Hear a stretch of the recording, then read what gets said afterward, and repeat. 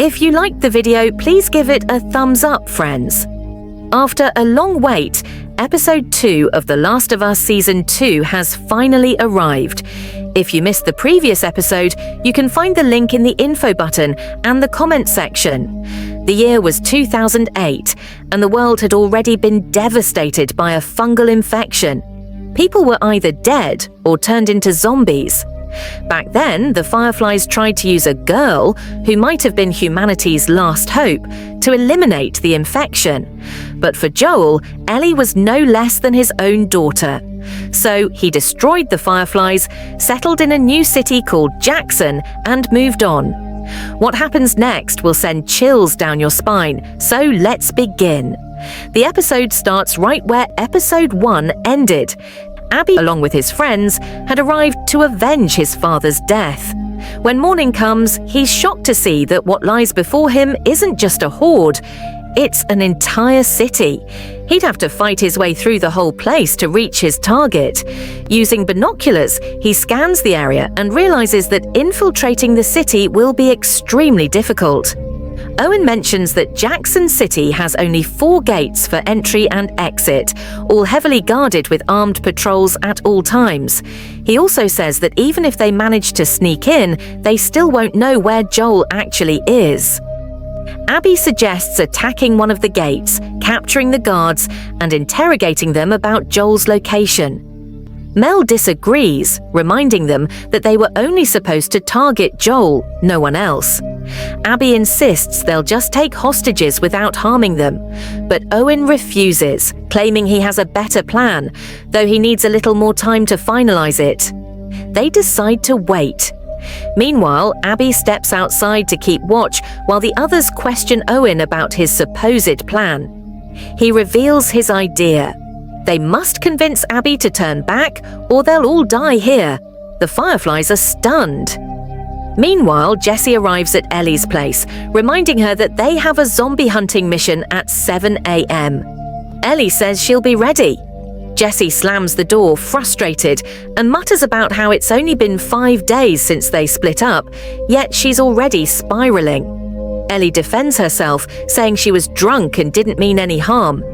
Jessie leaves without another word. Later, when Ellie and Jessie step outside, they see everyone preparing for a major attack. Ellie asks who they're targeting, and Jessie explains that earlier that day, 2 of their scouts found some infected corpses. When they moved them, a swarm of hidden zombies ambushed them. These zombies are attacking strategically now. The 2 barely escaped, and now they're preparing to strike back. Ellie tells Jessie she wants to go hunting with Joel, but Jessie says Joel already left with Dinah. He assumes Ellie is still upset about last night's argument, so they didn't bother her. This saddens Ellie. Inside, Tommy briefs everyone on emergency protocols.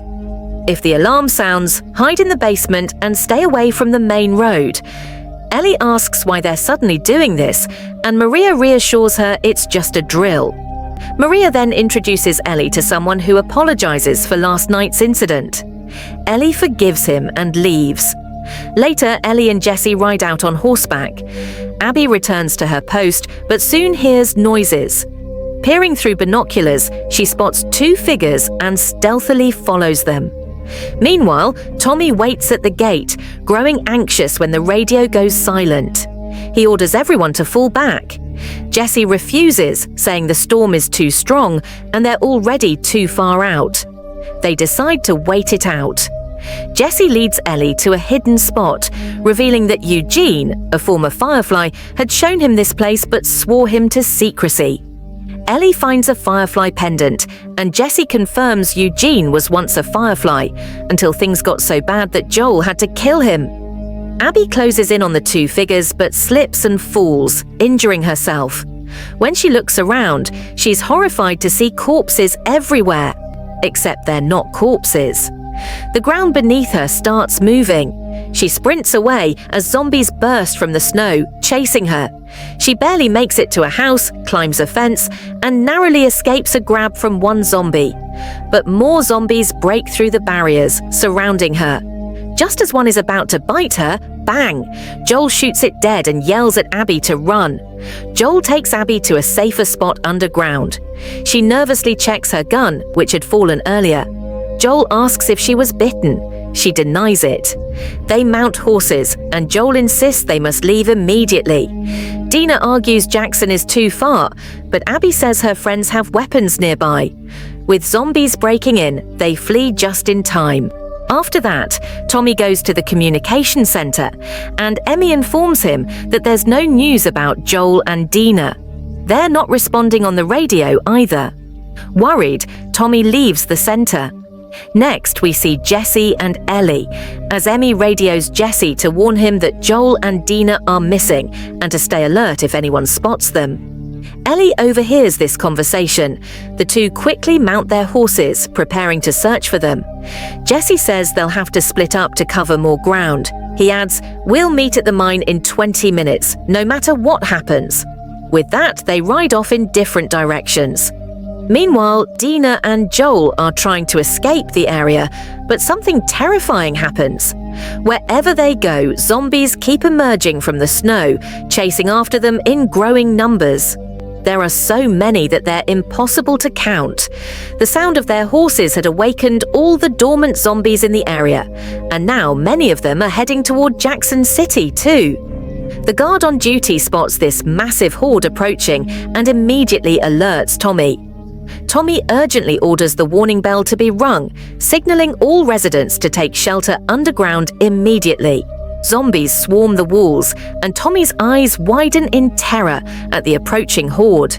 He commands the guards to drop fuel drums and ignite them, creating a fiery barricade. Explosions rip through the undead, but the biggest threat, the bloater, smashes through the gate. Tommy fights bravely with a flamethrower, but it runs out of fuel. The bloater raises its arm to kill him, when suddenly it bursts into flames and collapses. Maria releases attack dogs, and the survivors fight back fiercely. Meanwhile, Abby's group captures Joel and Dina. When Abby reveals Joel's identity, Owen takes Dina hostage. Abby coldly asks Joel where the last place he saw the fireflies was. Joel answers, "Salt Lake." Abby shoots him in the leg and reveals that the doctor he killed there was her father. She picks up a golf club and brutally beats Joel to death. Ellie bursts in with her gun drawn, but when she kicks open the door, she finds Joel slumped against the wall. Barely alive, but broken beyond recognition. Her finger tenses on the trigger, ready to fire, but the fireflies instantly disarm her and pin her down. Seeing Joel in this state, Ellie collapses into gut-wrenching sobs that echo through the room. Owen barks orders to end this quickly. Abby moves toward Joel while Ellie screams herself hoarse, begging them to spare his life. But Abby doesn't even flinch. She picks up a sharp, curved weapon and with one brutal motion drives it straight through Joel. The life leaves his eyes instantly. Ellie's wails turn primal as she realizes Joel, her father in everything but blood, is truly gone. The fireflies leave her there, battered and broken, as they make their exit. Crawling through her tears, Ellie drags herself to Joel's body and pulls the weapon from his chest. But it's too late. His soul has already departed. Meanwhile, back in Jackson, the survivors have successfully fought off the zombie horde. Jesse arrives with an unconscious Dina, helping Ellie drag Joel's mutilated corpse back home. Ellie's anguished cries never stop, her entire body shaking with grief as they haul their terrible burden. And with this heartbreaking scene, episode 2 comes to its devastating conclusion. I'm just as shattered as you are by what happened to Joel. Will Ellie be able to avenge her father's death? That's where we'll pick up in our next episode. Until then, please take care of yourselves. This loss weighs heavy on all of us.